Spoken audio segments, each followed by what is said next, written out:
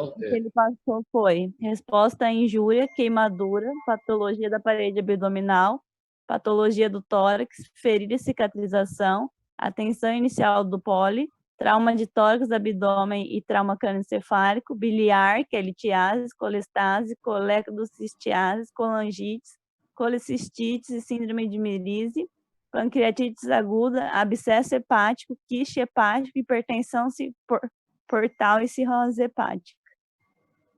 Ele pasó todo. Según lo que él me dijo a mí, que solamente hasta vías biliares, que es hasta síndrome de Merise y colangitis, hasta ahí. Todo lo que es hígado, teóricamente ya no entrarían en el primer parcial.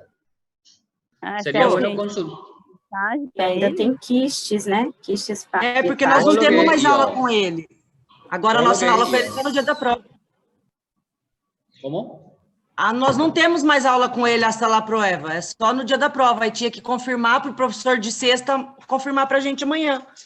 Así mismo, yo voy a hablar con él hoy mismo, le voy a llamar, ¿verdad?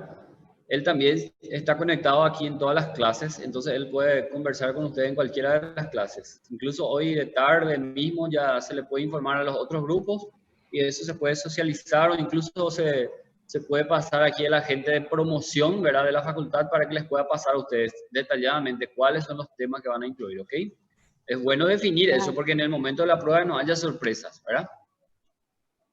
Sí, profe, bueno, gracias. Ok, la clase pasada ya habíamos empezado a hablar de este tema, patologías quirúrgicas del hígado, específicamente nos enfocamos a hablar, recordamos un poco de todo lo que es la anatomía, la fisiología, y empezamos a hablar de una patología que es tal vez una de las más importantes en cuanto a hígado, ¿verdad? Que es la cirrosis hepática. Es importante recordar todo lo que dijimos sobre todo de la vascularización del hígado. Eso es hoy día fundamental para entender nuestra clase de hoy. Recuerden ustedes que la sangre del hígado viene por dos orígenes, ¿ok? La vena porta y la arteria hepática. El 80% viene por la vena porta y el resto por la arteria hepática, ¿cierto?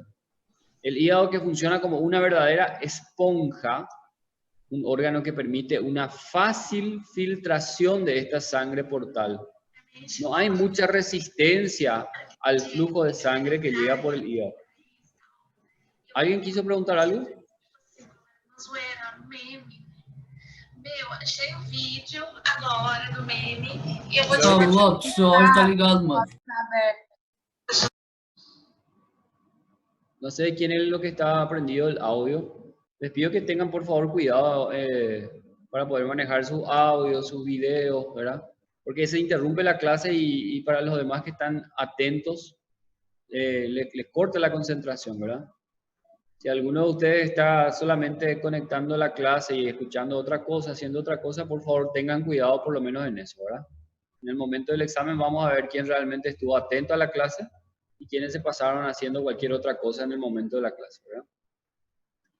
Bueno, como les decía entonces, esto es muy importante que entiendan, ¿verdad? Que el flujo de sangre que llega al hígado es por la circulación portal y que el hígado es como vamos a decir, un peaje para toda esa sangre que viene por el sistema portal, sangre que viene de todo el tracto gastrointestinal, que trae prácticamente todos los nutrientes que fueron absorbidos, que fueron captados por la pared intestinal, macronutrientes todavía en forma bruta y que deben pasar por el hígado para ser metabolizados antes de ganar la circulación sistémica, antes de pasar al sistema de las venas cava, ¿cierto? Entonces, por eso que el hígado es muy importante porque se va a encargar de filtrar las sustancias tóxicas, inactivar algunas sustancias, metabolizar otras sustancias para que funcionen en todo el organismo.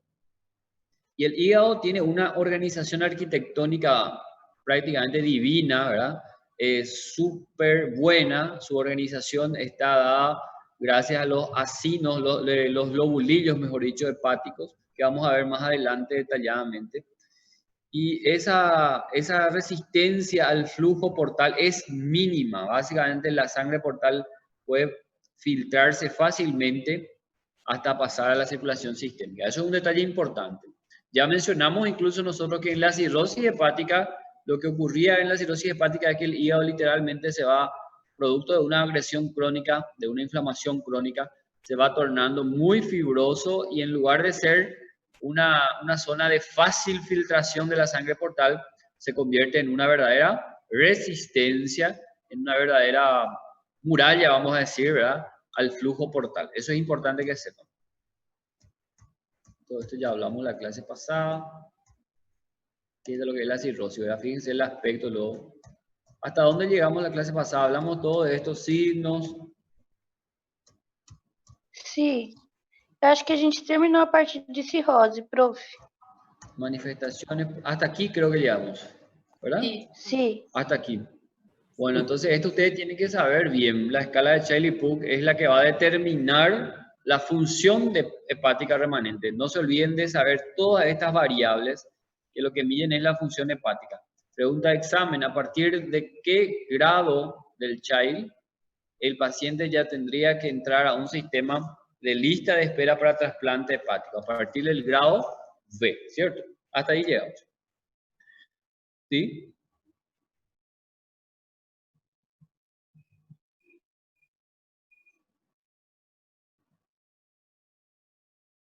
No. Lo único que yo dije es que no necesitan saber todos estos números. Las puntuaciones no necesitan saber, pero sí tienen que saber las variables y la clasificación. Eso es básico. Lo que no les voy a pedir es los números aquí, las variables a saber, ¿ok? Prof, pode repetir o grau para o transplante a qual o senhor falou? A partir del ¿El grado B. Sí, Tá, el grado B. gracias. 7 a 9 puntos corresponde al Gracias. grado B. Entonces ahí sí ya es necesario trasplante hepático. Bueno, como vimos en la clase pasada misma, ustedes se dieron cuenta que la manifestación inicial de la cirrosis hepática es bastante inespecífica. Los signos y síntomas que tenemos son muy inespecíficos. De hecho, pudimos mencionar incluso que la forma más tradicional o más habitual de que se manifieste una enfermedad hepática crónica, como es la cirrosis, es una sensación, es una fatiga, una astenia, un decaimiento del estado general, ¿verdad? Situación que podemos encontrar en múltiples patologías neoplásicas, inmunológicas, en cualquier otra situación podemos encontrar la manifestación de astenia, ¿verdad? Entonces es bastante inespecífico, de tal manera que la cirrosis compensada en esa etapa inicial termina haciéndose el diagnóstico en forma casual, ¿ok? El diagnóstico suele ser casual al realizar un examen de rutina, ¿verdad? Por ejemplo, estudiamos al paciente que se va a hacer un chequeo de rutina y comenzamos a ver que la función hepática está alterada, que la albúmina está muy baja, que la bilirrubina está alterada, ¿okay? Que el coagulograma está alterado, ¿verdad? Que son los estudios que miden la función hepática. O, por ejemplo, el paciente es sometido a una ultrasonografía abdominal de rutina y comenzamos a ver las alteraciones de la superficie hepática, irregularidades del contorno, aumentos de tamaño. O, por ejemplo, el paciente es sometido a una cirugía programada por otra situación, ¿verdad? Y durante la cirugía podemos percibir al hígado realmente un poco más alterado, fibrosado, con superficie irregular. Entonces son las formas casuales de llegar al diagnóstico en esta etapa compensada. Ya no hay una manifestación muy florida. De hecho, muy poco porcentaje de los casos se hace el diagnóstico en forma compensada. La cirrosis descompensada es justamente cuando se manifiesta con esas dos características que ya mencionamos en la clase pasada, ¿verdad? El síndrome ascítico edematoso, el nombre ya lo dice todo, el paciente con ascitis importante, presencia de líquido libre abundante en cavidad abdominal, y también edema importante, edema de miembros inferiores sobre todo. O se presenta como una hemorragia digestiva alta. Hoy vamos a estudiar profundamente cuál es la relación de la cirrosis, y no solamente de la cirrosis, de cualquier enfermedad hepática crónica con la aparición de hemorragia digestiva. ¿Qué relación guarda? ¿Cómo es que aparece una hemorragia digestiva en un paciente con enfermedad hepática crónica? ¿Okay? En este caso es mucho más fácil hacer el diagnóstico. El paciente evidentemente viene descompensado, viene con ascitis, ¿verdad? Viene con edemas importantes y con sangrado digestivo también, ¿verdad? Que es una de las formas de que el paciente muchas veces debuta. En la mayoría de las veces se termina haciendo el diagnóstico ya en esta etapa, en una etapa ya con gran pérdida de función hepática y probablemente el paciente ya necesite trasplante hepático. Es lo que les decía. El primer signo de descompensación en el paciente que tiene cirrosis hepática es el síndrome ascítico hematoso, en el 70% de los enfermos. ¿Okay? Y la sobrevida en estos pacientes es aproximadamente 60% al año. Esto ocurre sobre todo a consecuencia de la falla en la función renal. Y ahí tenemos que saber, en la clase pasada, no sé si fue en este grupo o en otros grupos, me preguntaron si podría verse afectada las funciones de otros órganos a consecuencia de la falla hepática. Y eso es verdaderamente posible, es totalmente lógico. Y uno de ellos es justamente lo que llamamos síndrome hepatorrenal, ¿verdad? Síndrome hepatorrenal, el nombre ya nos dice todo, una función, y esto tiene que dominar este concepto. Consiste en la presencia de un fallo renal injustificado. En el otro grupo me dijeron que todavía no hablaron de insuficiencia renal, ¿verdad? En todo lo que es patología funcional van a hablar de insuficiencia renal, pero todos pueden tener una idea a qué nos referimos cuando hablamos de insuficiencia renal. Sabiendo la función del riñón, que es la de filtrar la orina, y sobre todo de eliminar los productos de desecho del organismo, como la urea y la creatinina. Entonces, podemos decir que cuando el riñón comienza a fallar, cuando hay una falla en la función renal, literalmente los productos de desecho comienzan a acumularse en la sangre, ¿verdad? La urea y la creatinina comienzan a aumentar en sangre. Entonces, cuando decimos que existe un síndrome hepatorrenal, cuando esa falla renal ocurre en forma injustificada en pacientes que tienen una enfermedad hepática, en ausencia de elementos clínicos, bioquímicos o anatómicos que puedan justificar esa lesión renal, ¿entienden? Van a ver ustedes cuando estudien insuficiencia renal que existen muchas causas de insuficiencia renal, causas prerrenales, renales, postrenales, causas verdaderamente orgánicas. Ahora, cuando hablamos del síndrome hepatorrenal, cuando esa falla renal no se puede justificar por ninguna de las causas habituales de insuficiencia renal y se presenta en pacientes con enfermedad hepática crónica. ¿Y por qué ocurre eso? Podemos resumir en este algoritmo, ¿verdad? El paciente con cirrosis hepática, ¿verdad? Como ya dijimos, el hígado debería filtrar muchas sustancias, debería inactivar muchas sustancias antes de que pase a la circulación, ¿cierto? Entonces, cuando el hígado está alterado su función, en la cirrosis, muchas sustancias van a pasar a la circulación sistémica directamente sin ser filtradas, sin ser inactivadas. Sustancias sobre todo vasodilatadoras. Y si las sustancias vasodilatadoras que deberían ser inactivas pasan en forma activa, eso va a generar una vasodilatación esplácnica, una vasodilatación básicamente generalizada. Cuando ocurre eso, tratando de compensar esa situación el organismo, entonces comienza a retener sodio, comienza a retener agua, comienza a activar todos los sistemas vasoconstrictores fisiológicos que ustedes conocen muy bien, como el sistema renina, angiotensina, aldosterona, el sistema nervioso simpático, la vasopresina. Son mediadores que generan, o son sistemas que generan vasoconstricción para compensar un poco esa vasodilatación generalizada que ocurrió, ¿verdad? Y la retención de sodio y agua también es un mecanismo compensador. Compensador de una forma tal para mantener un volumen minuto adecuado, ¿cierto? Pero muchas veces esa vasoconstricción es tan persistente que termina provocando una vasoconstricción renal propiamente dicha. Y si el riñón no tiene volumen para filtrar, entonces ahí comienza a afectar la función renal. Y eso básicamente es el síndrome hepatorrenal. Una falla renal injustificada por ninguna causa habitual o por nada orgánico, ¿verdad? Que se manifiesta en pacientes con enfermedad hepática crónica y se da sobre todo por una redistribución del flujo sanguíneo por mecanismos vasoconstrictores persistentes que terminan provocando vasoconstricción renal, ¿verdad? Y esa retención de sodio y agua a su vez va a favorecer la aparición de ascitis y de hiponatremia.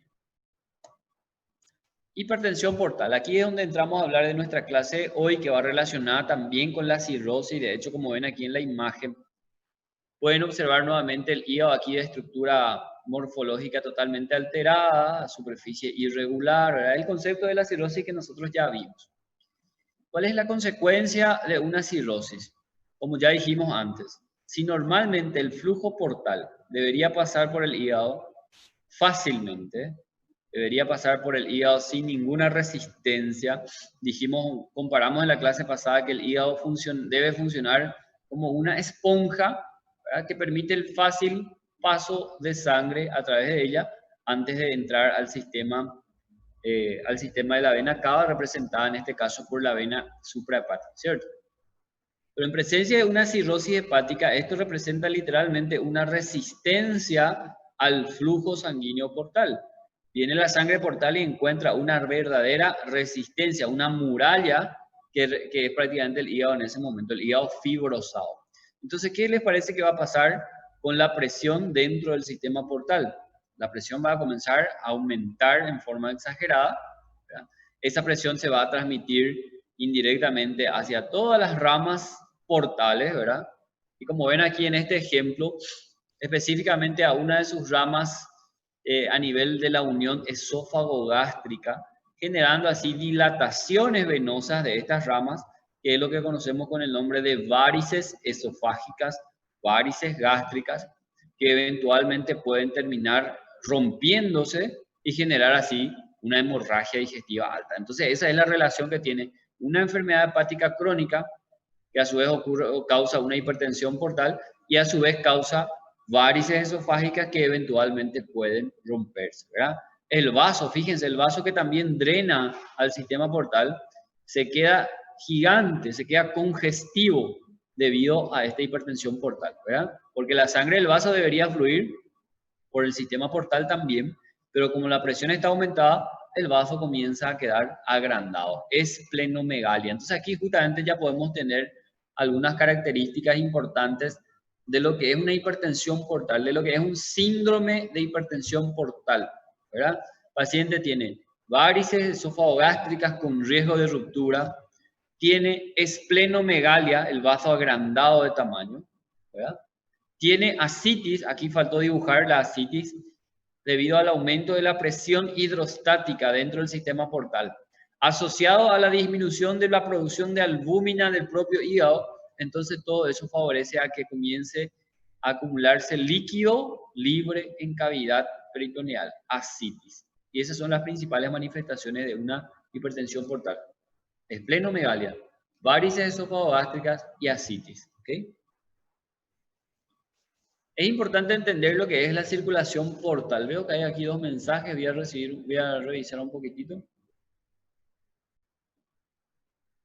Veo que, bueno, la circulación portal es un concepto amplio, un concepto general. Estoy seguro que si les pregunto, cualquiera de ustedes me va a responder, ¿en qué parte del cuerpo también encontramos circulación portal?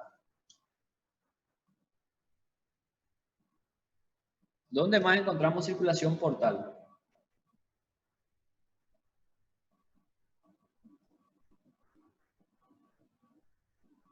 ¿Nadie?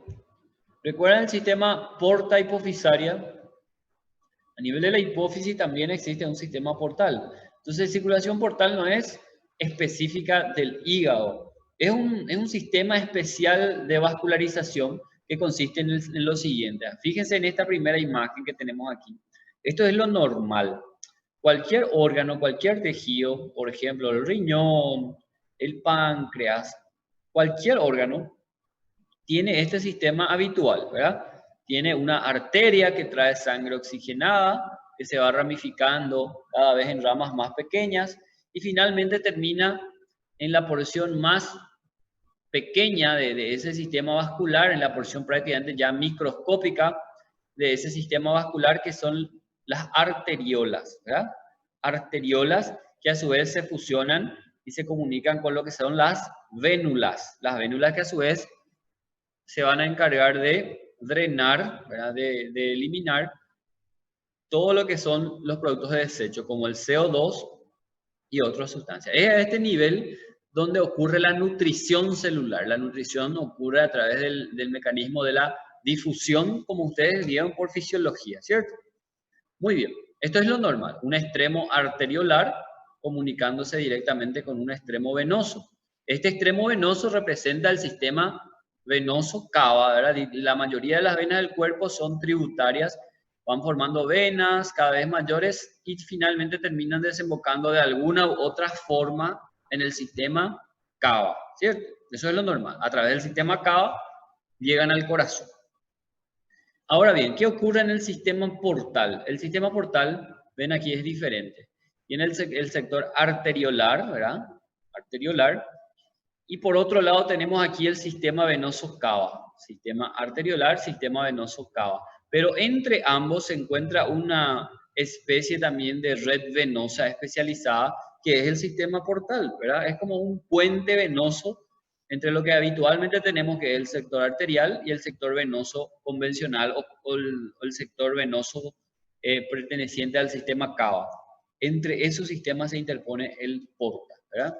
Entonces viene aquí todo lo que es la sangre que llega por las arterias, a través de la circulación porta, va a llegar, y este sistema porta es el que se va a comunicar nuevamente con el sistema venoso cava, ¿verdad? Y eso ocurre, y vamos a ver aquí, vamos a entender aquí cómo ocurre esto, ¿verdad? Entonces toda la sangre arterial, todos sabemos que sale del corazón, ¿verdad? A través de la aorta, por todas sus ramas, y llega la sangre así arterial a todo el tracto gastrointestinal. Imagínense aquí al estómago, al intestino, ¿cierto? Esta sangre va a ser drenada a través del sistema porta, ¿verdad? Todo lo que consumimos aquí en el intestino, todos los nutrientes y los productos de desecho aquí del intercambio arteriolo-venoso van a ser drenados a través del sistema venoso portal. Pero ustedes ya saben, y como vemos en este esquema, la sangre portal no va directamente al sistema cava o no va directamente al corazón, sino que pasa inicialmente por el hígado, donde va a ser filtrado, y a partir de ahí va a pasar a través de las venas suprahepáticas al sistema cava. Entonces se cumple este mecanismo vascular que acabamos de decir, ¿verdad? Arterias, después el sistema porta, que sería el puente, y finalmente el sistema venoso sistémico. Ahora aquí está el otro esquema también similar y muy interesante. Arterias, ¿verdad? Sector arteriolar. El sector arteriolar se comunica con un sistema venoso, que es el sistema venoso portal. Este sistema venoso portal no va directamente al sistema cava, sino que va al hígado, y después de que el hígado filtre esta sangre, ahí recién va a pasar al sistema venoso hepático, y a través de ahí a la vena cava y finalmente al corazón. ¿Entienden? Entonces por eso me gusta decir que es un verdadero puente entre lo que es lo habitual, el sector arteriolar, y por otro lado el sector venoso habitual. Es un puente, ¿sí? Aquí ven ustedes. Entonces, por ejemplo, ven aquí que toda la sangre del vaso, el vaso drena al sistema portal, ¿cierto? Todo lo que es intestino delgado, todo lo que es intestino grueso hasta la mitad del colon transverso, la mitad derecha del colon transverso, drena también, en este caso a través de la vena. ¿Cómo se llama esta gran vena? Vena mesentérica superior. Todo lo que es el colon izquierdo, todo lo que es el colon transverso del lado izquierdo, también a través de la vena, en este caso mesentérica inferior. La vena mesentérica inferior, como ven aquí, se une con la vena esplénica, forman un tronco común, y finalmente así se forma la vena porta. ¿Okay? Entonces, todo lo que se absorbe del intestino, de la pared intestinal, primero tiene que pasar por el hígado antes de ganar la circulación sistémica. ¿Cómo podemos definir la hipertensión portal? El nombre ya nos dice todo, nos da alusión, ¿verdad?, de lo que es una hipertensión portal, ¿verdad? Consiste en el aumento persistente de la presión, ya sea en la totalidad o en parte del sistema venoso portal, ¿debido a qué? ¿Qué les parece que es lo que va a aumentar? Lo que ya dijimos, debido a una resistencia al flujo venoso portal. Y eso vamos a ir analizando detalladamente cuáles pueden ser esos sitios de resistencia a este flujo portal, ¿verdad? Aquí claramente se puede ver cómo las venas del esófago distal y del techo del fundus gástrico desembocan directamente en el sistema portal, ¿sí? Eso es importante para entender más adelante. La presión normal dentro del sistema venoso portal, la presión normal es de 3 a 5 milímetros de mercurio. Es bajísima, es la presión necesaria para que esa sangre portal pueda ser filtrada, pueda atravesar el hígado sin ninguna dificultad, ¿verdad? No necesita más que esta presión Porque el hígado sano no ofrece ninguna resistencia. Filtra esa sangre con toda facilidad sin ofrecer mayor resistencia, ¿verdad? ¿Cuándo decimos que aparece hipertensión portal? Cuando la presión es mayor a 5 milímetros de mercurio. Entonces esa es la definición, vamos a decir, más técnica de hipertensión portal, ¿verdad? Cuando la presión dentro del árbol portal es mayor a 5 milímetros de mercurio. Ahora, fíjense otro detalle.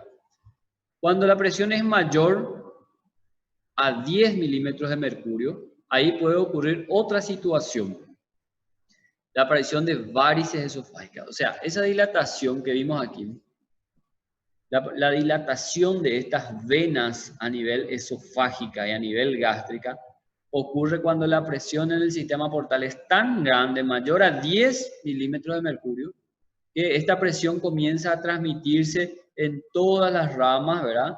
Incluyendo en las venas esófago-gástricas, y eso es lo que deja estas venas dilatadas, tortuosas, y es lo que define lo que llamamos varices esofágicas, ¿verdad? Por la transmisión de la presión tan elevada del sistema portal a sus ramas, incluyendo a las venas esofágicas inferiores e venas gástricas. Prof, mas é só no esôfago que dá várices? No solo en el esófago, en el estómago, y también puede ocurrir en otros sitios que ya vamos a ver más adelante. ¿Ok? Ahora, fíjense otro detalle. Con una presión mayor a 12 milímetros de mercurio, estas son preguntas de examen, ¿sí?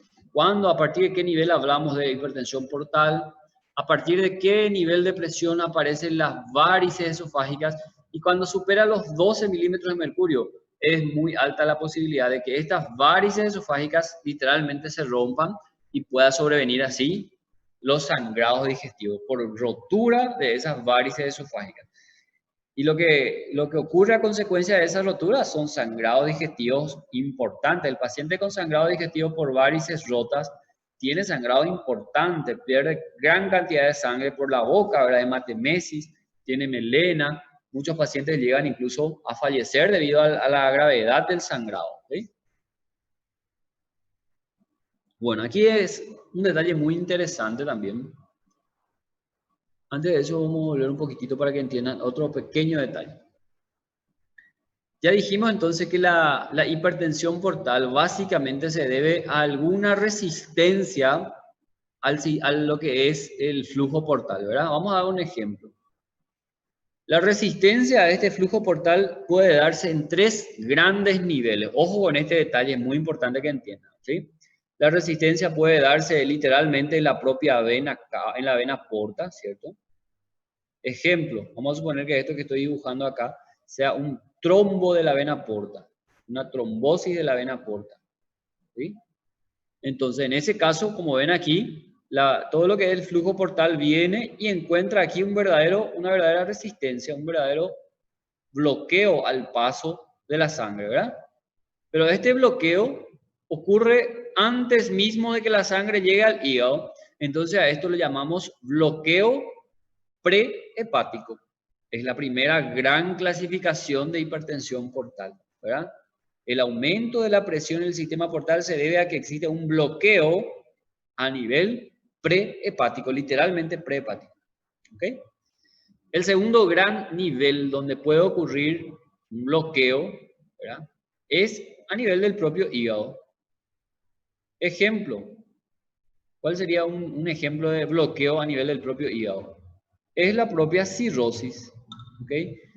La cirrosis hepática es el ejemplo clásico del bloqueo, en este caso, hepático o intrahepático. Entonces, en ese caso también aquí la circulación portal va a aumentar de presión, va a ocurrir todas las dilataciones venosas también. Y hay una tercera posibilidad aún. El bloqueo más allá del hígado, el bloqueo posthepático, ¿verdad? A nivel de literalmente de las venas suprahepáticas o incluso de la propia vena cava inferior o incluso más allá aún, a nivel del propio corazón. Eso sería bloqueo posthepático. Esa gran idea quiero que tengan hasta ahora, ¿sí? Entonces la hipertensión portal se debe al bloqueo del drenaje o del flujo portal en 3 niveles. Prehepático, bloqueo prehepático, bloqueo intrahepático, bloqueo posthepático. Y a partir de ahí vamos a ir hablando de las distintas etiologías de estos niveles.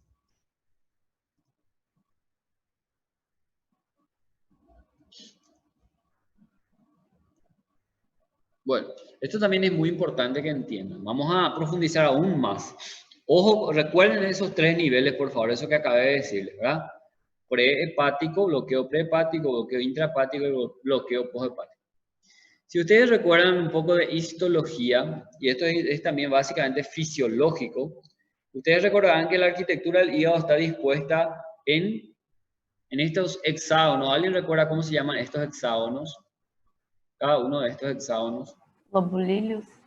Son los lobulillos hepáticos, muy bien. Ojo que en portugués lo llaman solamente lóbulo hepático, ¿sí? Para que no confundan en cualquier examen que puedan tener. Lóbulo hepático o lobulillo en español, ¿cierto? Lobulillos que tienen forma hexagonal, como pueden ver aquí.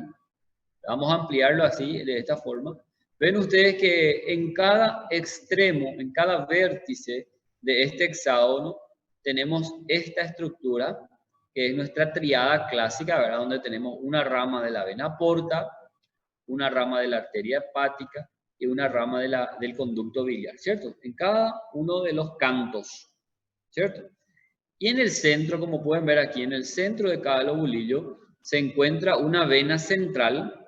Esta vena central representa ya el sistema cava, ¿cierto?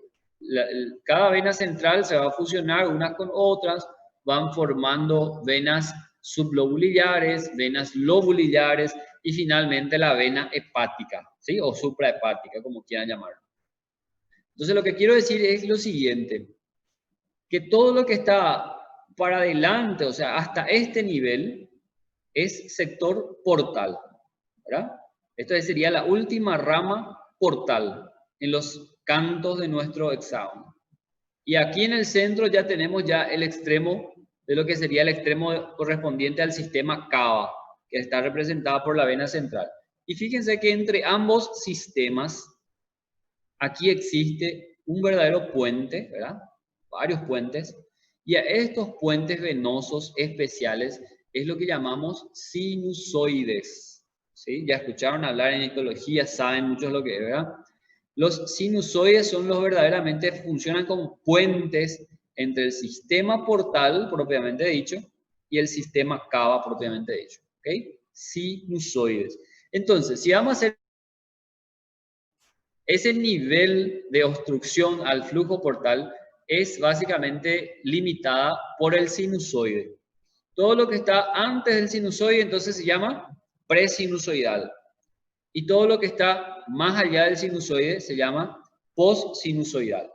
Y literalmente lo que está a nivel de los sinusoides entonces lo llamamos bloqueo sinusoidal. Eso es el punto de corte para hacer nuestra clasificación específicamente de la hipertensión portal. Vamos a ir viendo más adelante otra vez. Aquí otra imagen esquemática muy interesante, ¿verdad? Esto es sector portal, ¿verdad? Aquí ven una rama de lo que sería la vena porta y aquí en el centro lo que es la vena central.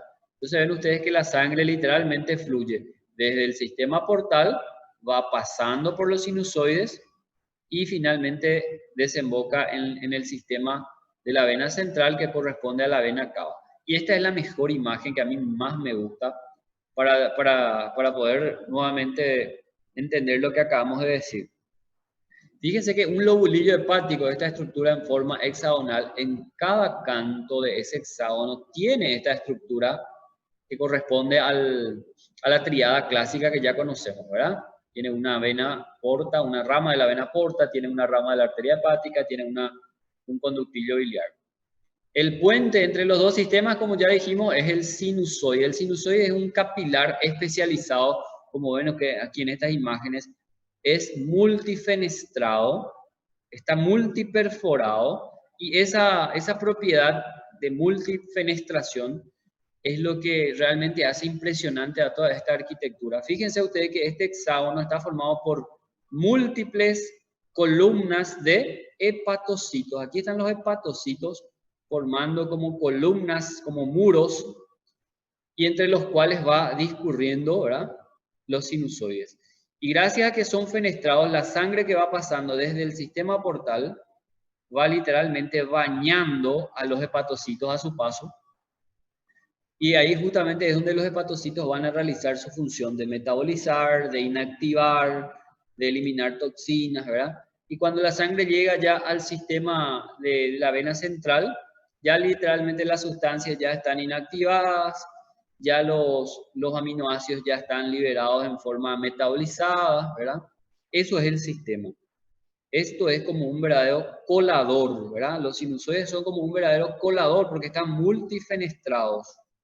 Y esto entonces es lo que va a marcar el límite de nuestra clasificación. Vamos a hacer así entonces. Desde el punto de vista macroscópico, podemos decir que los niveles de bloqueo para la hipertensión portal pueden ser prehepática, puede ser intrahepática y puede ser poshepática, ¿cierto? Ahora bien, dentro del propio hígado nuevamente debemos volver a dividirlo. Y dentro del hígado lo dividimos en intrahepática presinusoidal, intrahepática sinusoidal y bloqueo intrahepático postsinusoidal, básicamente a nivel ya de lo que sería la vena suprahepática. ¿Entendieron esa parte? Eso es muy importante. Aquí justamente más adelante vamos a volver a repetir eso, pero eso tienen que entender porque eso es básico para poder entender la clasificación. Vuelvo a repetir una vez más porque me parece muy importante eso. Bueno, entonces dijimos que las tres grandes zonas de bloqueo al flujo portal son tres. Macroscópicamente hablando, puede ser un bloqueo prehepático, específicamente a nivel del propio sistema portal, ¿cierto? A nivel de la propia vena portal.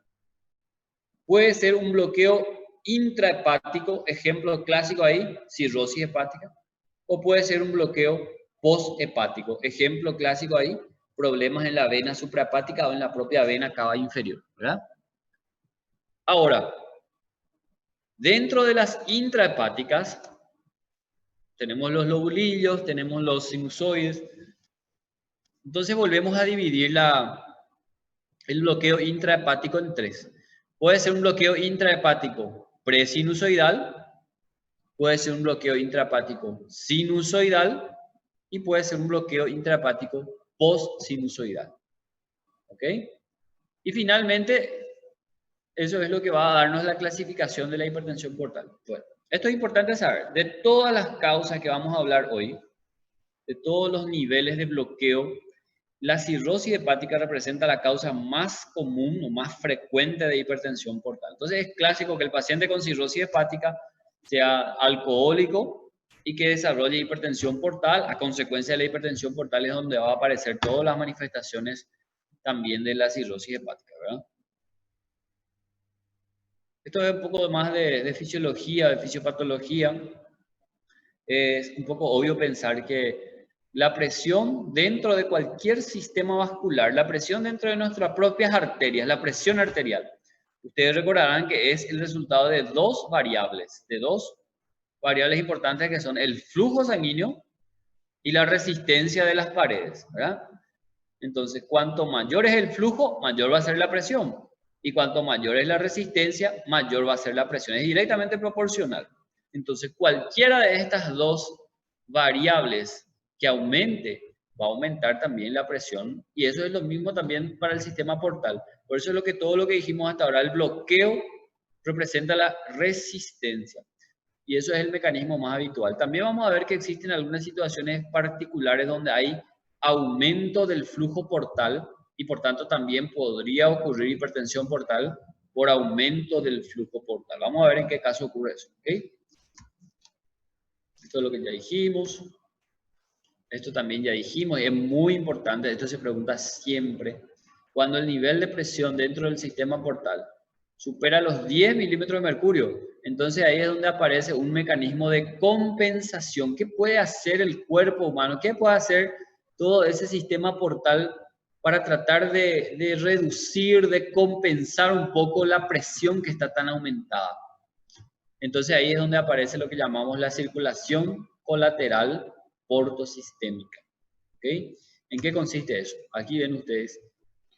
que justamente a nivel de la unión esófago-gástrica, a nivel de la unión, a nivel hemorroidal, a nivel rectal, mejor dicho, existen zonas de comunicación del sistema portal y del sistema de la vena cava, ¿verdad? Si ustedes recuerdan, la vascularización del esófago, sobre todo en el tercio inferior, ¿verdad? En el tercio inferior está dada a través de las esofágicas inferiores. Las esofágicas inferiores son, como ven en esta imagen, son tributarias, desembocan literalmente en el sistema porta, ¿ok? Esas son las esofágicas inferiores. Pero las esofágicas medias y las esofágicas superiores corresponden al sistema de la vena cava, desembocan en el sistema de la vena cava. Entonces, en esta parte inferior del esófago existe una especie de comunicación o cortocircuito, como decimos también, entre el sistema porta y el sistema cava. ¿Okay? Eso también ocurre a nivel rectal. A nivel rectal, ustedes ven aquí que la hemorroidal superior o la rectal superior es rama directa de la mesentérica inferior que pertenece al sistema porta. Pero la hemorroidal media y la hemorroidal inferior, o rectal media y rectal inferior, son directamente tributarias de la vena hipogástrica, que corresponde al sistema cava. Otro sitio también, entonces, de comunicación o cortocircuito entre el sistema porta y cava. Eso significa anastomosis o cortocircuito porto-cava. Entonces, ¿qué hace el cuerpo humano? Cuando aumenta en forma exagerada la presión dentro del sistema portal, entonces una forma de compensar es literalmente desviando la sangre a través de estas zonas de cortocircuito. Ya que no está pudiendo pasar la sangre por el hígado, porque el hígado está como una muralla, entonces comienza a pasar la sangre a través de estas zonas de cortocircuito. Literalmente, entonces la sangre comienza a pasar al sistema venoso cava, ¿verdad? Por eso es que las venas hemorroidales y las venas esofágicas inferiores se vuelven muy dilatadas, ¿sí? ¿Y cuál es lo grave o cuál es la situación que ocurre a consecuencia? Dijimos ya varias veces, muchas sustancias deberían pasar por el hígado primero para ser inactivadas, toxinas, sustancias vasodilatadoras, por ejemplo. Y en esta situación donde se vuelve nuevamente permeable esta anastomosis, donde ocurre esta anastomosis, entonces puede ocurrir la situación de que muchas sustancias, en vez de pasar por el hígado, pasan directamente a la circulación sistémica sin haber pasado por el hígado y resultan tóxicas. Por ejemplo, para el sistema nervioso central, ¿okay? Puede generar una encefalopatía. Es a través de este proceso lo que las sustancias vasodilatadoras generan ese síndrome hepatorrenal, ¿verdad? Esa disfunción renal debido al mecanismo de compensación para tratar de revertir eso. Eso es anastomosis porto-cava. Y eso es lo que explica la aparición de varices esofágicas, puede incluso aparecer varices aquí a nivel del estómago, más bien eso ocurre en una situación mucho más específica, ¿verdad? Otra situación interesante, una forma también de compensar el aumento de presión tan importante, tan intensa en el sistema portal, esta vena umbilical obliterada, ¿verdad? Que fue obliterada después de la vida embrionaria, literalmente también debido a que el aumento de la presión en el sistema portal está tan aumentado, también vuelve a permeabilizarse, a dilatarse la vena umbilical obliterada, vuelve a generar ramificaciones que también se vuelven dilatadas y eso se evidencia en la superficie de la pared abdominal como varices o circulaciones colaterales en forma de cabeza de medusa. Más adelante vamos a ver también cómo es la imagen típica, ¿verdad? Entonces, esos mecanismos, sí. Pode repetir a porto-cava, por favor? Sí, cómo no. Ustedes ya conocen anatomía, por eso supongo que esto les resulta bastante fácil, ¿verdad? De hecho, deberían aprender en anatomía los sitios de anastomosis porto-cava. Deberían recordar y conocer toda la vascularización del esófago, del recto, ¿verdad? Ustedes recuerdan que las venas esofágicas superiores y esofágicas medias son tributarias de la vena cava, ¿verdad? Pero las venas esofágicas inferiores son tributarias del sistema portal. Entonces es un sitio de cortocircuito, de comunicación entre el sistema venoso portal, por un lado, y el sistema venoso cava, por otro lado. Lo mismo ocurre a nivel rectal. Las venas rectales superiores son tributarias de la vena porta, a través de la vena mesentérica inferior, pero las venas rectales media e inferior son tributarias de la vena cava a través de la hipogástrica, ¿verdad? También entonces otros zonas de cortocircuito, de anastomosis entre el sistema portal y el sistema cava, ¿cierto? Es una zona donde se comunican. Pero en condiciones normales no existe flujo sanguíneo en esta dirección, no existe flujo sanguíneo porto-cava, ¿ok? Pero cuando la presión dentro del sistema portal está muy aumentada, una forma de compensar o de alivianar la presión dentro del sistema portal es que la sangre comienza literalmente a pasar por esta anastomosis, por estas uniones, y pasa directamente desde la circulación portal hasta la circulación de la vena cava. Lo mismo ocurre aquí a nivel del esófago inferior.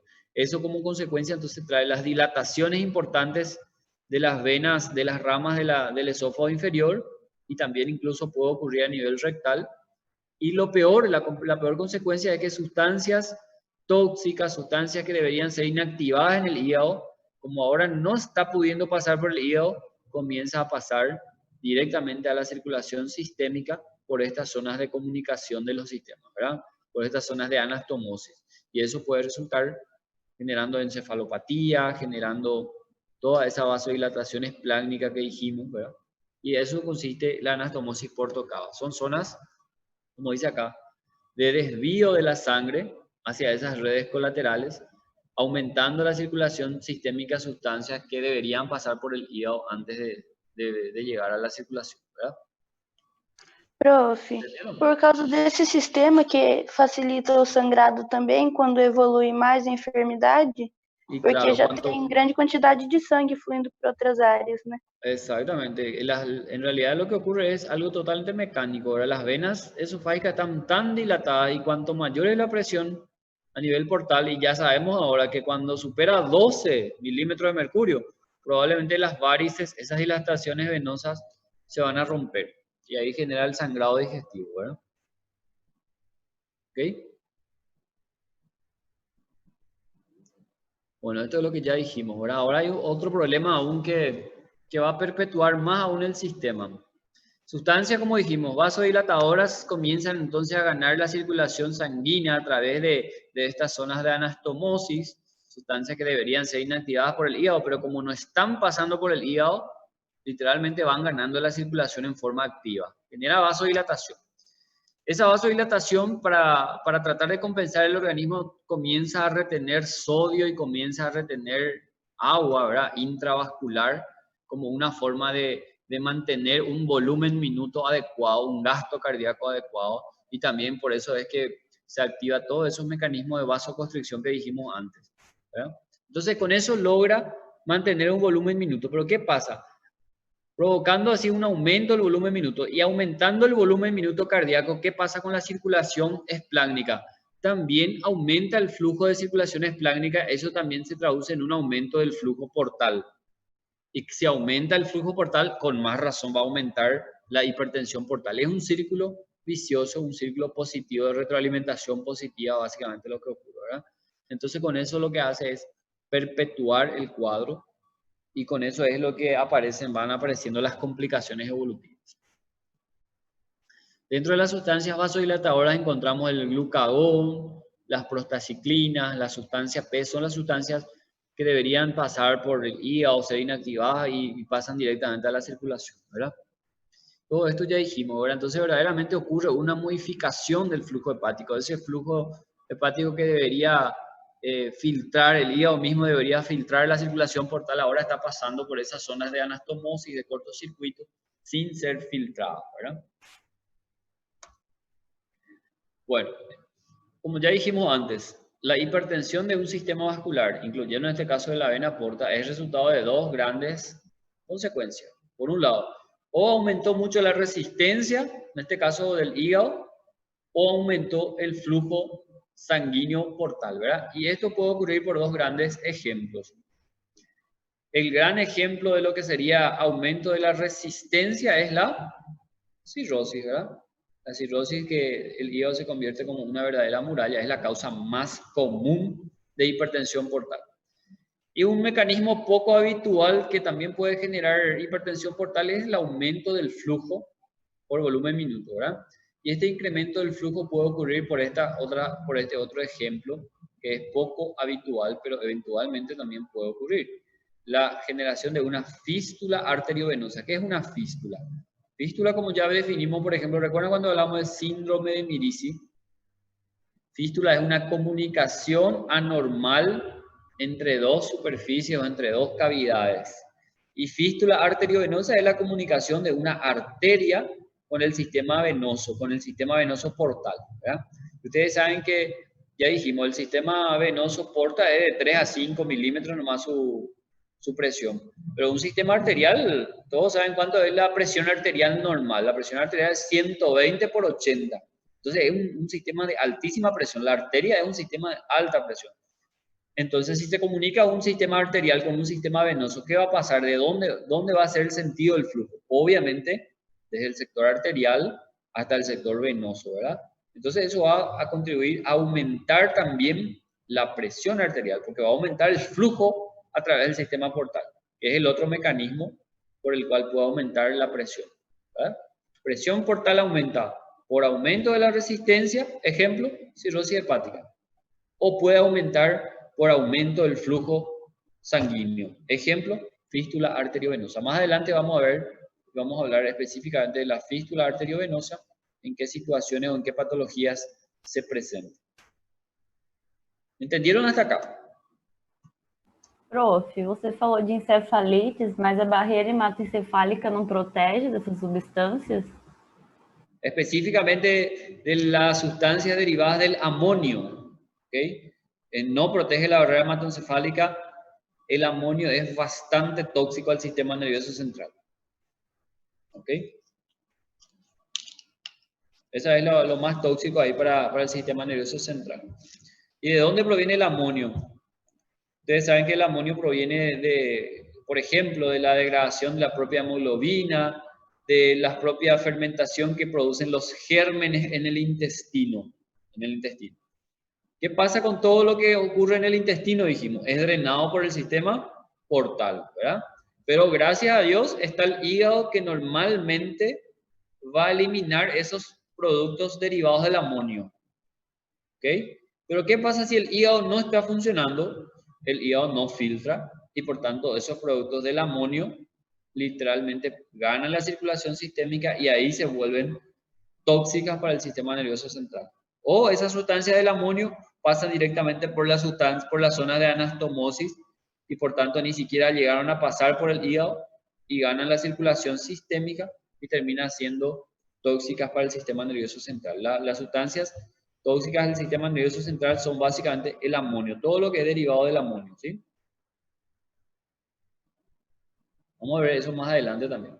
Bueno, antes de hablar de esta clasificación, nuevamente de 5 minutitos de pausa, vamos a tomar un poco de agua, porque esta parte tenemos que estar totalmente encendidos, totalmente atentos. Ya tenemos gran idea, ya sabemos que las causas de bloqueo a la circulación portal pueden ser prehepáticas, intrahepáticas y poshepáticas.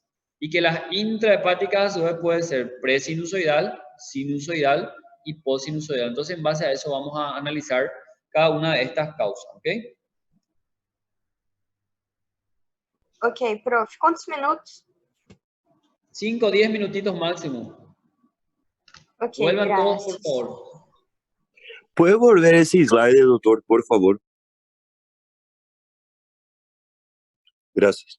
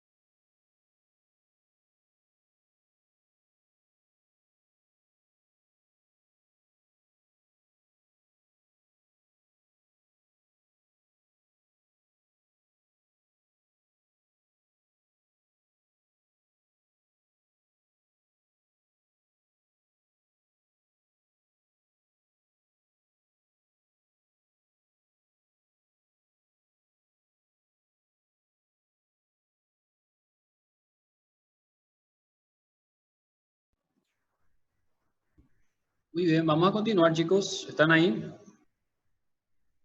¿Todos listos? Sí, profe. Muy bien. Estamos hablando entonces ahora de la circulación, perdón, de la clasificación de la hipertensión portal. Pero ahora es como si fuera a mapear un poco nuestra circulación portal. Vamos a tratar de darle una localización más exacta, ¿verdad? Entonces, de esa forma vamos a clasificar, ¿verdad? Entonces, tenemos primeramente un bloqueo presinusoidal extrahepático, es decir, ese bloqueo extrahepático que básicamente está representado por dos grandes situaciones clínicas, dos grandes patologías que son la trombosis portal, como habíamos dado en el ejemplo ya, o la trombosis esplénica, más selectivamente entonces una trombosis a nivel de la vena esplénica. ¿Okay? Más adelante vamos a ir hablando detalladamente de cada una de estas patologías. Ahora, fíjense que el bloqueo ahora es presinusoidal intrahepático, esa primera clasificación de la intrahepática, pero todavía presinusoidal. Y aquí el ejemplo más característico es la esquistosomiasis, una enfermedad parasitaria, que vamos a analizarla cómo ocurre. La fibrosis hepática congénica, la fibrosis portal o la fibrosis hepática no cirrótica, ¿okay? También son causas más raras. Aquí la estrella es la esquistosomiasis. Bloqueo sinusoidal, ahí sí es literalmente la causa más común, el bloqueo sinusoidal propiamente dicho. Entonces ahí está el ejemplo clásico de la cirrosis hepática, que es la causa más común, ¿verdad? O también bloqueo post-sinusoidal, pero todavía intrahepático, como tenemos, por ejemplo, la transformación nodular hepática. Y finalmente el bloqueo post-sinusoidal extrahepático, más allá del hígado. Entonces el problema en este caso está en una obstrucción de las venas suprahepáticas, una situación que llamamos como síndrome de Budd-Chiari o enfermedad de Budd-Chiari, obstrucción de la vena cava inferior o incluso más allá aún, pericarditis constrictiva y finalmente terminando también en un reflujo hacia el hígado, esa presión retrógrada que se transmite al sistema portal. Aquí otra forma más sencilla de verla, ¿verdad? Ya dijimos hace rato. En forma más general podemos decir que tenemos un bloqueo prehepático, hepático y poshepático. Dentro de los prehepáticos, entonces tenemos la trombosis de la vena porta y la trombosis de la vena esplénica. Dentro de las causas de bloqueo hepático tenemos el bloqueo presinusoidal, donde básicamente ahí en la estrella es la esquistosomiasis. El bloqueo intrahepático sinusoidal propiamente dicha, la cirrosis hepática que nosotros ya estudiamos. Y dentro de las intrahepáticas post-sinusoidales, enfermedades veno-oclusivas. Y finalmente las causas de bloqueo post-hepático, más allá del hígado, fuera del hígado, entonces síndrome de Budd-Chiari o enfermedades cardiológicas como la pericarditis constrictiva. Este cuadro y esto es lo mismo, ¿verdad? Pero deben aprenderlo muy bien. En el examen esto se pregunta bastante, ¿verdad? Causas de bloqueo prehepático, causas de bloqueo hepático, causas de bloqueo hepático sinusoidal y poshepático también. Vamos a hablar de algunas de ellas que son las más importantes, ¿sí? ¿Alguien quiere preguntar algo? Pode voltar slide, fazendo favor, que eu não consegui anotar a 3 e a 4. Esto. Ok. Isso. Gracias.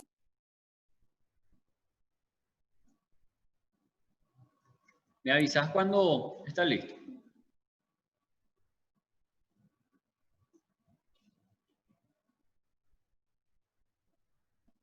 ¿Listo? Sí, profe. Gracias. Muy bien. Bueno, trombosis de la vena porta. Recuerden que ya habíamos dado un ejemplo. Você pode voltar uma antes, fazendo favor? Sí. Un ratito. Esta. Sim, pronto. Obrigada. Pronto. Bueno.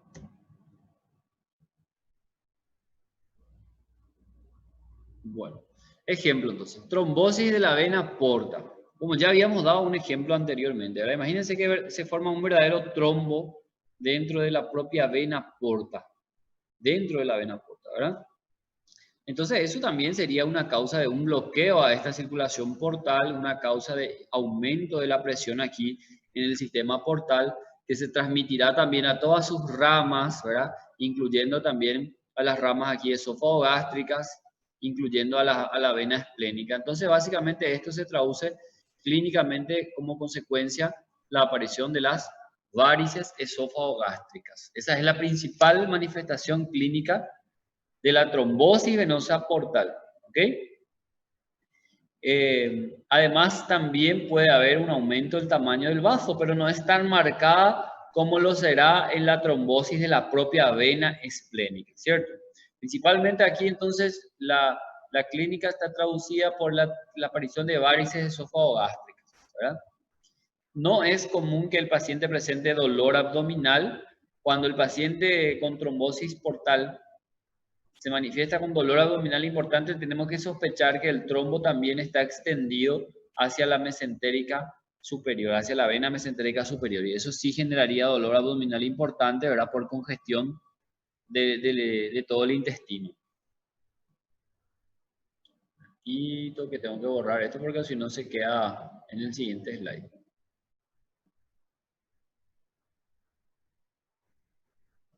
Ahí.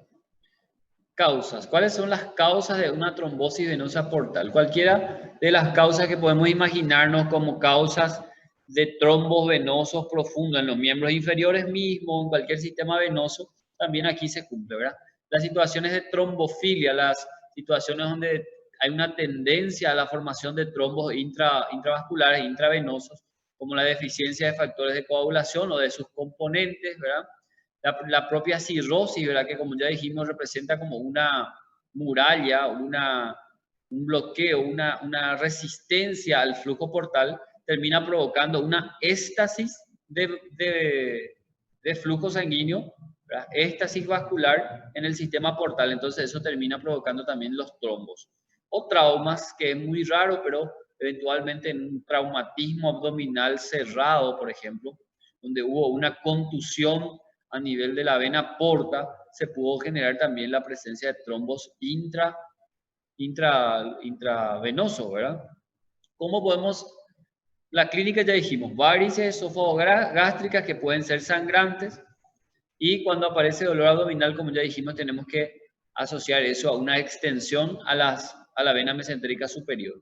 ¿Cómo hacemos el diagnóstico? El diagnóstico es imagenológico. Ese trombo dentro de la vena porta se puede ver en una ultrasonografía de abdomen especial, ¿verdad? No cualquier ultrasonografía de abdomen, tenemos que usar la herramienta Doppler. Hoy día la mayoría de los ecógrafos viene ya, vamos a decir, equipada con esta herramienta que es el Doppler.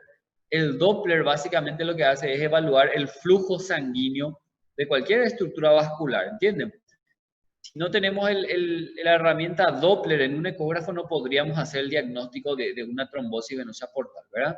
Y lo que vamos a ver es un flujo sanguíneo hepatofugal. ¿Qué significa eso? Normalmente, como ya se imaginarán, el flujo sanguíneo debería ir desde la vena porta hacia el hígado, ¿cierto? Ese es el flujo habitual. Pero si viene el flujo portal y encuentra un trombo dentro de la vena porta, ese flujo sanguíneo va a chocar contra ese trombo y luego va a regresar hacia la propia vena porta, ¿verdad? Va a tener como un mecanismo de reflujo. Entonces, eso significa flujo sanguíneo hepatofugal. Y además, literalmente se puede observar la degeneración cavernomatosa, es decir, la visualización directa de un trombo, ¿verdad? Dentro del sistema venoso portal, ¿ok? La degeneración cavernomatosa. Eso nos da el diagnóstico. Y tratamiento. ¿Qué podemos hacer con ese paciente con hipertensión portal debido a una trombosis portal? Tratamiento, como ya siempre les digo, nosotros no vamos a insistir mucho en este año aún, vamos a abordarlo mejor en el 5º año, pero nada más a modo de información y en forma general. Tratar el paciente con hipertensión portal por trombosis venosa de la porta implica manejar las varices que se van a producir, ¿verdad? Como consecuencia. ¿Y cómo vamos a abordar esas varices? A través de una endoscopía. En la propia endoscopía se puede ligar las varices esofágicas.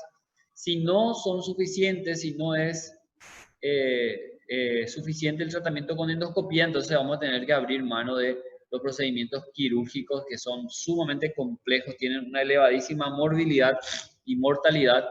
Prácticamente hoy día en todo el mundo ya no se realiza, solamente en centros de alta experiencia y de alta complejidad, ¿verdad? En 5º año, en técnica quirúrgica y en el propio 5º año de cirugía, vamos a abordarlo más profundamente. Todas las técnicas quirúrgicas que se podrían realizar. Las literaturas mismas describen que son prácticamente maniobras quirúrgicas heroicas, ¿verdad? Es como si fuera intentar salvar la vida de ese paciente. Tal vez el paciente muera en quirófano, pero de todas formas morirá por una hipertensión portal con varices sangrantes, por ejemplo. Entonces es como si fuera intentar lo imposible, ¿verdad? Son técnicas realmente muy complejas. Ahora ni vale la pena mencionar, ustedes no entenderían porque no tienen todavía una noción básica de los procedimientos quirúrgicos básicos y todo eso, ¿sí? Anticoagulación. Esto es controversial y está básicamente consensuado solamente tratar anticoagular cuando las varices esofágicas son finas y no sangrantes, ¿verdad? Es un poco lógico anticoagular al paciente con trombosis, ¿verdad? La anticoagulación probablemente va a tratar de disolver ese trombo dentro de la vena portal. Pero si ese paciente tiene varices sangrantes, está contraindicado coagular porque el paciente va a sangrar más y más y probablemente se va a desangrar. Entonces, solamente anticoagulación cuando hay varices esofágicas finas y no sangrantes. ¿Okay? Trombosis de la vena esplénica es básicamente el mismo principio. En este caso, el trombo está específicamente aquí a nivel de la vena esplénica, ¿cierto? Solamente ahí, selectivamente. La causa, enfermedades pancreáticas crónicas. Como ven aquí, algunas ramas del páncreas, ramas venosas del páncreas, literalmente son tributarias de nuestra vena esplénica. Entonces, patologías pancreáticas crónicas, específicamente la pancreatitis crónica que vieron con el doctor Agüero, pancreatitis crónica, puede terminar generando presencia de trombos inflamatorios en la luz de la vena esplénica. ¿Okay? ¿Qué les parece que va a pasar si hay un trombo en la vena esplénica? Todo lo que está distalmente a esa vena esplénica, ¿verdad? Se va a congestionar, se va a quedar congestivo. Por tanto, va a aumentar el tamaño del vaso. Las venas, como ven aquí, algunas ramas de la vena esplénica son llamados vasos cortos y se encargan del drenaje venoso del fundus gástrico. Entonces, específicamente también, y más característicamente, en el caso de la trombosis de vena esplénica, hay varices a nivel del fundus gástrico. ¿Okay? Eso es más característico de una trombosis de vena esplénica. Si hay trombo en la vena porta propiamente, entonces las varices son esofágicas y también gástricas. Pero si la oclusión por trombo es en la vena esplénica, entonces más selectivamente aparecen varices fúndicas, ¿verdad? En el fundus gástrico y la esplenomegalia. Eso es lo diferencial, vamos a decir, ¿verdad? ¿Qué más tenemos? Clínica, como ya les dije, varices fúndicas que pueden estar sangrando o no. La hipertensión portal es más segmentaria, específicamente se traduce como una esplenomegalia. Y el tratamiento, si el problema está en la vena esplénica, en el vaso, en los vasos cortos, entonces literalmente sacamos todo lo que se llama una esplenectomía, ¿verdad? Sacar el vaso con la vena esplénica con todos los vasos cortos. Esplenectomía. Vamos a borrar esto.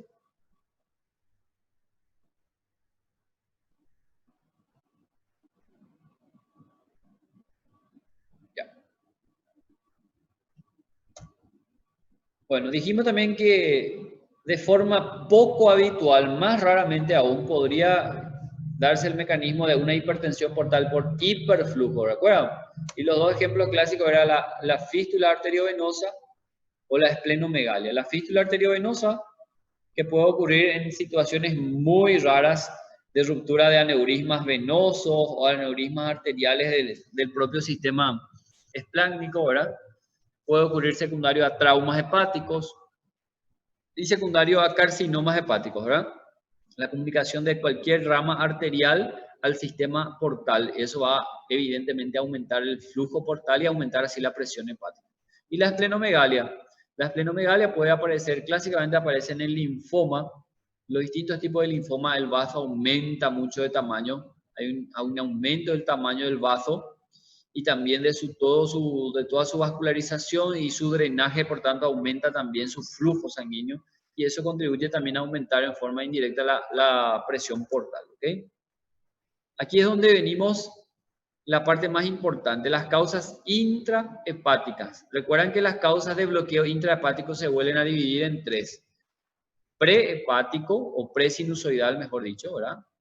Después sinusoidal propiamente dicho y postsinusoidal propiamente dicho. Presinusoidal representado por una de las ramas de la vena porta, por los cantos de nuestro lobulillo. Sinusoidal propiamente dicha por los sinusoides, afectación del parénquima hepático, afectación de los sinusoides, es decir, cirrosis. Y postsinusoidal literalmente por el extremo venoso central, ¿verdad? Que representa al sistema ya suprahepático, ya representa el sistema de la vena cava, ¿cierto? El ejemplo clásico del presinusoidal es la esquistosomiasis. La esquistosomiasis es una parasitosis intestinal, ¿verdad?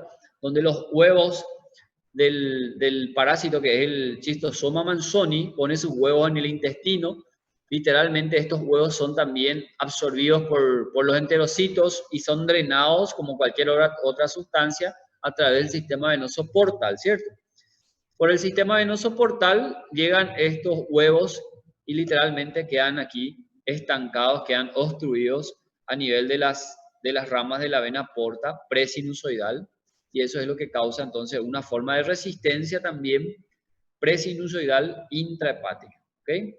La clínica básicamente es igual a la prehepática, varices esófago-gástricas y también cierto grado de esplenomegalia, pero raramente ascitis. Fíjense que hasta aquí no hablamos todavía de manifestación clínica de ascitis. En todo lo que es prehepática y presinusoidal no suele haber ascitis.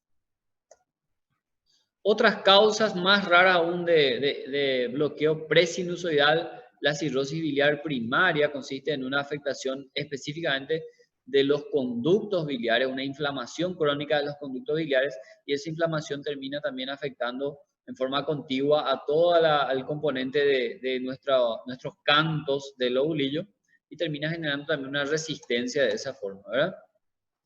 La fibrosis hepática no cirrótica y las malignidades también pueden representar una causa de bloqueo presinusoidal. Esto es lo más importante, las causas de bloqueo intrahepático sinusoidal. Ahí sí el problema está a nivel de los hepatocitos, a nivel de los sinusoides hepáticos, y el ejemplo más clásico es la cirrosis, que ya lo aprendimos, ¿verdad? En este caso sí es más frecuente la aparición de ascitis. Me dan un minuto, voy a enchufar la computadora porque se nos va a acabar la batería.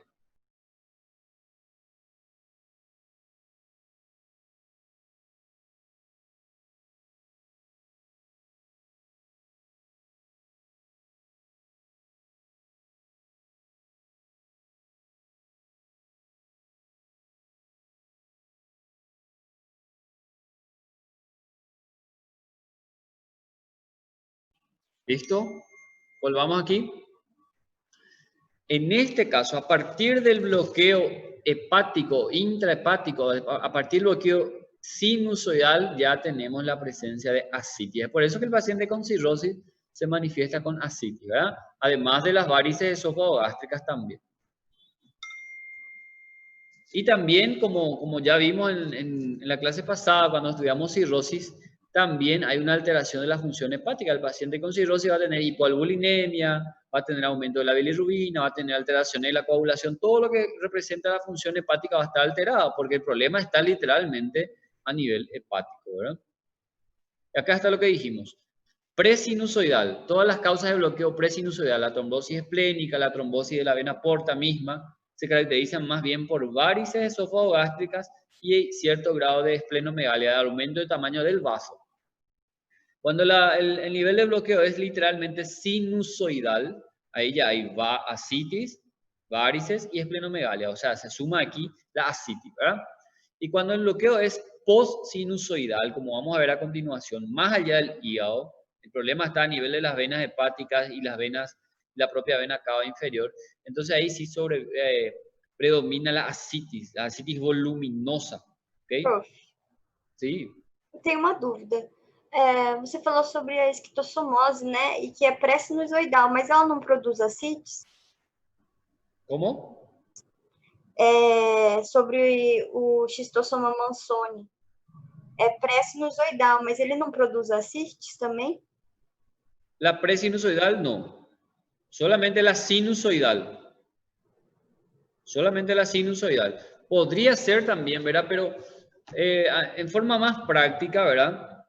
Todo lo que es presinusoidal podría tener cierto grado de ascitis, pero en menor cuantía, ¿entienden? No es un síntoma que predomina, ¿verdad? Entonces, en forma práctica, para tratar de identificar al paciente y clasificarlo clínicamente, todo lo que es presinusoidal casi nunca van a producir ascitis, o si produce ascitis va a ser muy escasa, indetectable, o tal vez solamente detectable por estudios ecográficos, ¿verdad? No te puedo decir que no produce ascitis, porque dependiendo de la cronicidad del cuadro podría también tener ascitis, ¿verdad? Pero no es el síntoma que predomina, ¿verdad? Como ves aquí, de hecho, en la post-sinusoidal misma, donde predomina la ascitis, pero también podría haber cierto grado de varices y cierto grado de esplenomegalia, porque al final todo es aumento de presión portal y todo lo que es ascitis, varices, es a consecuencia del aumento de la presión portal, ¿verdad? Entonces, tanto en la presinusoidal podría también eventualmente, dependiendo de la cronicidad, eventualmente haber ascitis, pero no predomina eso, ¿ok? Y en la esquistosomiasis, que es una causa presinusoidal, no predomina tampoco la ascitis, pero podría también ocurrir, ¿entiendes? No es algo fijo, no es algo objetivo, ¿está bien? Es como para Prof, darnos una idea de construir un síndrome, ¿verdad? é só esse parásito que causa? ¿Cómo? É só o esquistossoma mansani que causa essa enfermidade? Não tem outro parásito? En cuanto a parásitos, solamente la esquistosomiasis. Existen otras patologías mucho más raras que producen también bloqueo presinusoidal intrahepático, pero son prácticamente muy infrecuentes. No vale la pena ni siquiera mencionar. De hecho, yo les mencioné aquí, ¿verdad? Pero no enfatizamos mucho, ¿verdad? La cirrosis biliar primaria, la fibrosis hepática no cirrótica y todas las malignidades. Todas estas causan bloqueo presinusoidal intrahepático, además de la esquistosomiasis. Ahora, lo más importante es la prehepática, ¿verdad? La presinusoidal extrahepática, la intrahepática, que es la sinusoidal propiamente dicha, que es nuestra cirrosis, ¿verdad? Y las poshepáticas. Dentro de las poshepáticas, la más común, la más importante es la enfermedad de Budd-Chiari, ¿verdad? Que consiste en una trombosis de una o más ramas de las venas hepáticas. Las causas más frecuentes de la trombosis de esta vena hepática son la malignidad, puede ocurrir un hepatocarcinoma, un tumor hepático que infiltra las venas hepáticas, o infecciones, o trombofilia. Ahora, los mismos procesos que generan trombos de la vena porta podrían generar también aquí. Clínicamente, esto como es una obstrucción poshepática, ¿verdad? Y como, vamos a decir, mucho más extensa va a ser el nivel de afectación portal. No solamente va a estar limitada a la vena esplénica o a la vena porta, sino que toda la rama, todo lo que es sistema portal, incluso todo lo que es intrahepático, va a estar afectado en forma retrógrada. Por eso la ascitis es mucho más voluminosa en las poshepáticas, ¿verdad? Hay hepatoesplenomegalia, no solamente el vaso agrandado, también todo el hígado va a estar agrandado, va a estar congestivo y por eso va a estar aumentado. Y presencia de varices esofágicas también, ¿verdad? El diagnóstico es también ultrasonográfico. Con la herramienta Doppler se puede detectar la alteración del flujo a nivel de las venas hepáticas y la presencia de trombos intravasculares, ¿verdad? Y la conducta aquí es la anticoagulación, tratar de disolver ese coágulo, ese trombo, y drenar la ascitis o manejar la ascitis, ¿verdad? La mayoría de las veces la ascitis voluminosa se maneja a través de drenajes periódicos y otros tratamientos más complejos que vamos a ver en el 5º año, ¿verdad? Profilaxis de la propia ascitis, tratamiento con albúmina, con diuréticos, que ustedes todavía no manejan por ahora. Otra causa de bloqueo post-hepático, más allá del hígado, problemas en la propia vena cava inferior, ¿verdad? Obstrucción de la vena cava inferior. Y esto a su vez va a generar mucho más efecto congestivo aún, ¿verdad? Va a generar, además de ascitis, además del aumento del tamaño del hígado y del vaso, va a generar también edema del miembro inferior, porque ya va a corresponder, va a representar también una alteración del retorno venoso de los miembros inferiores. Entonces también se va a sumar aquí edema de miembros inferiores y circulación colateral a nivel del dorso. Eso es lo que va a caracterizar. Y finalmente, más allá aún, más allá del hígado aún, literalmente ya a nivel cardíaco, las pericarditis constrictivas, que también van a estudiar en patología funcional, un proceso inflamatorio del pericardio que queda literalmente tan fibroso, que queda con una resistencia importante al retorno venoso. Entonces, literalmente, ese retorno venoso va a corresponder a una resistencia venosa que se va a ir transmitiendo en forma retrógrada hasta el hígado, desde el hígado hasta el sistema portal y así sucesivamente, de forma retrógrada. Entonces también termina siendo a la larga una causa de hipertensión portal posthepática. A ver, el problema no está en la vena porta, no está en el hígado, ni siquiera en las venas hepáticas, el problema está en el propio corazón, ¿verdad? Es un poco de lo que sería la base de un paciente con insuficiencia cardíaca, ¿verdad? El paciente con insuficiencia cardíaca tiene trastornos de presión retrógrada que termina produciendo hepatomegalia, por ejemplo, edema de los miembros inferiores. No sé si ya estudiaron insuficiencia cardíaca en patología funcional, pero van a estudiarlo seguramente si no lo hicieron. La circulación colateral que nosotros ya comentamos antes, entonces es importante que esta es la consecuencia de la permeabilización, ¿verdad? De esas venas umbilicales obliteradas que se vuelven a volver permeables y generan esta circulación colateral a nivel de la superficie del abdomen en forma de cabeza de medusa, ¿verdad? Parece una medusa. Las venas se vuelven tortuosas. Estos son los 3 sitios donde ocurre entonces esa fuga de presión tratando de compensar la hipertensión portal. A nivel de los plexos gastroesofágicos, a nivel de los plexos hemorroidales superiores y específicamente también por la permeabilización de la circulación fetal a nivel de las varices del cordón umbilical que forman esa característica cabeza de medusa. Esto ya dijimos varias veces, ¿verdad? ¿Puede faltar un slide? Sí, eso es importante que sepan. ¿Cuáles son las 3 zonas de fuga, vamos a decir, ¿verdad? De escape de esa presión portal aumentada? Gracias, profe.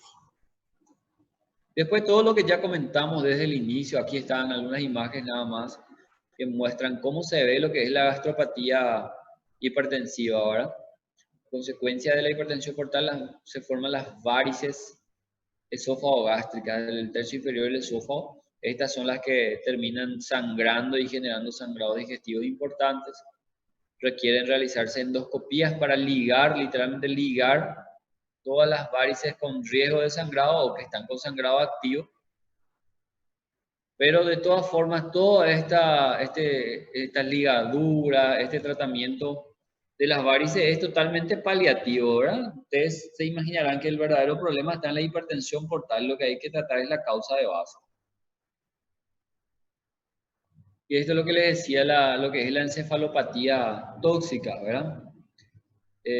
A consecuencia de la ruptura de nuestras varices, ¿verdad? Comienza a liberarse en el tracto digestivo gran cantidad de sangre, esa sangre que es oxidada, llegando en el tubo digestivo en forma de melena, con gran cantidad, con liberación de gran cantidad de derivados del amonio.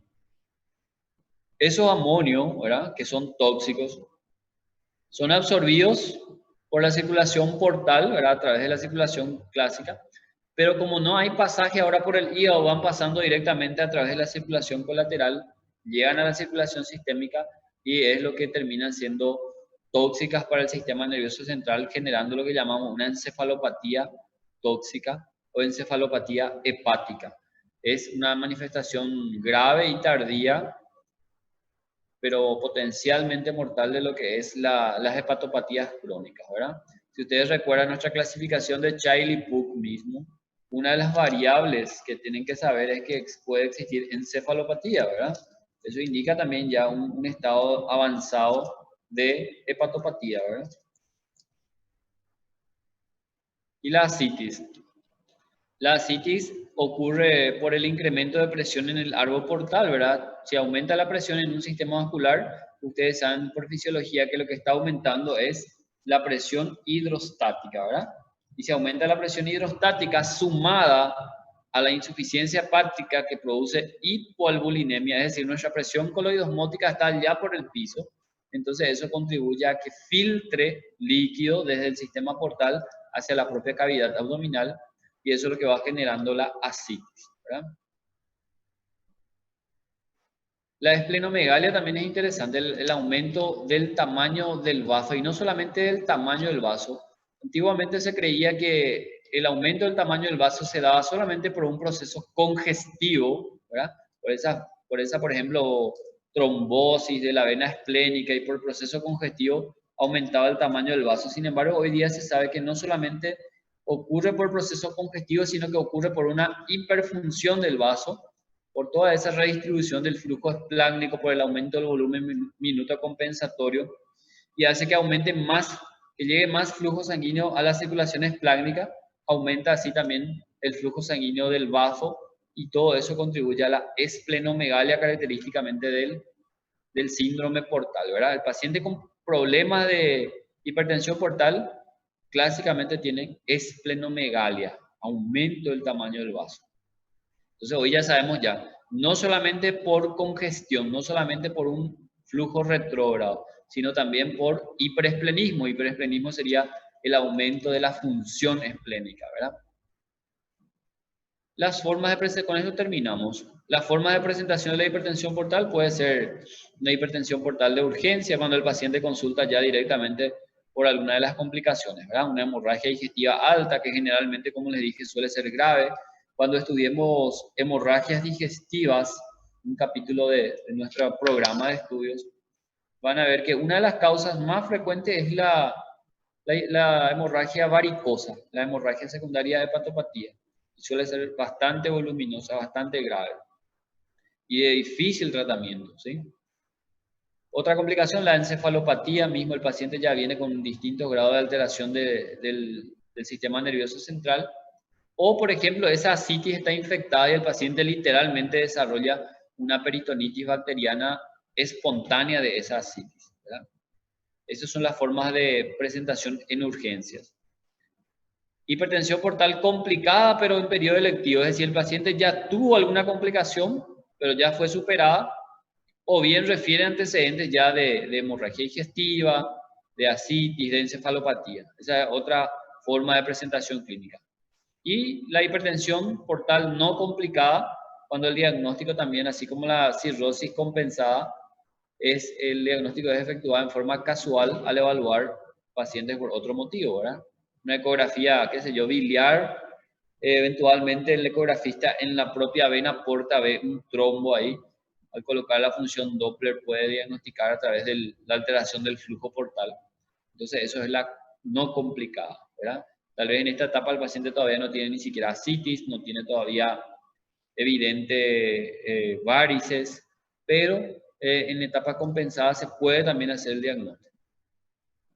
Y con eso terminamos todo lo que es cirrosis e hipertensión portal. No profundizamos nada en lo que es tratamiento porque todavía no les corresponde este año. Y probablemente nos vemos entonces el jueves que viene. Espero que puedan tener... Profe, permiso. Consegue pra gente a matéria, por favor? ¿Cómo? A matéria da prova. Ah, sí. Voy a hablar ahora mismo con el doctor Agüero para que él pueda pasar al departamento de promociones de la facultad todos los temas que van a caer, ¿ok? Gracias. Bueno, nos vemos la semana que viene. Una buena prueba para ustedes. Éxitos. Espero que le vaya todo bien. Gracias. Gracias, profe. Chao.